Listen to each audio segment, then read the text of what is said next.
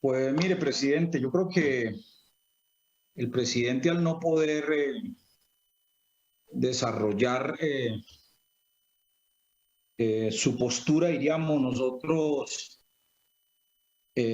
absolutamente conservadora, pero también muy tacaña con los empresarios de este país, pero también con los trabajadores, emite este decreto que pues le quedó faltando, y no poco, le quedó faltando mucho.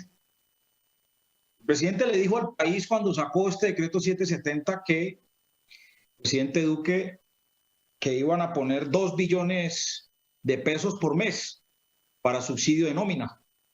Y en lo que va corrido de la pandemia, que ya van casi 7 meses, apenas han utilizado 3.1 billones, lo cual podemos plantearlo que no supera ni los 400 mil millones de pesos mensuales, entendiendo la gravedad del asunto, la pérdida y deterioro del empleo que ya supera el 22% según el DANE, según FEDesarrollo, el 30%, y según otras entidades, pues Colombia es de los países que más ha destruido el empleo por el mal manejo de la política económica.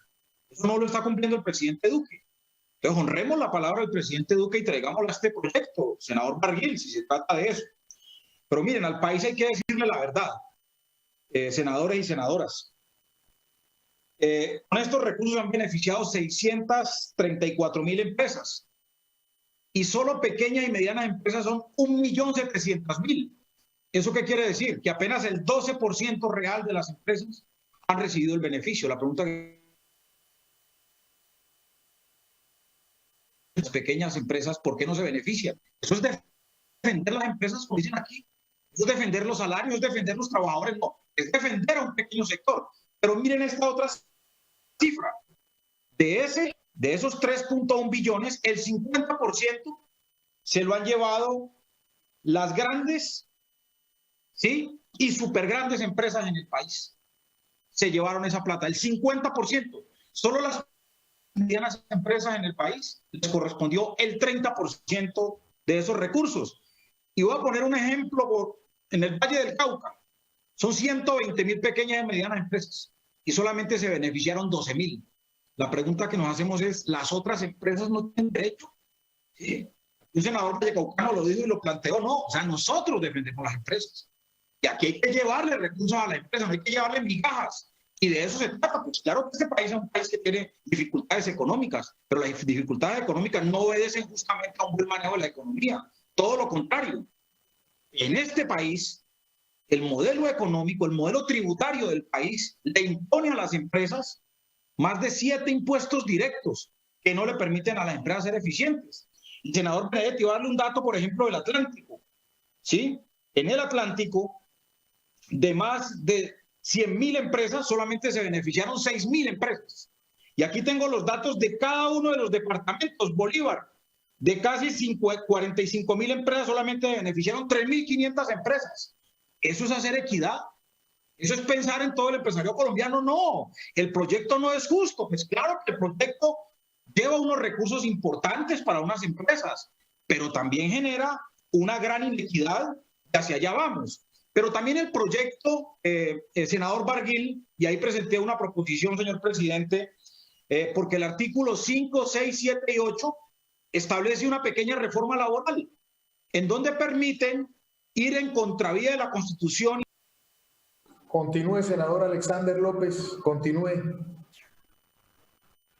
Una pequeña reforma laboral en el artículo 5, 6, 7 y 8, presidente, que estoy pidiendo eliminarlos, y senador Barguil, porque permite una reforma laboral y es diferir el pago de las primas de los trabajadores, y eso es un verdadero crimen.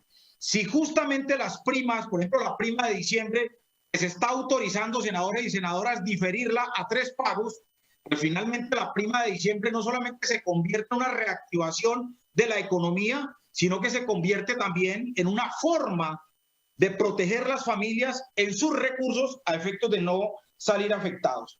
Entonces quiero plantear, señor presidente, que abramos la discusión. Creo que hay que hacer unas reformas al proyecto. Nosotros vamos a votar algunos artículos porque entendemos que estos recursos hay que inyectárselos a las empresas y llevar en subsidio a los trabajadores, así sean poquitos, hay que hacerlo, pero tampoco podemos permitir pues, que por esta vía se haga una reforma laboral que menoscaben los derechos de los trabajadores. Así que nunca lo vamos a permitir.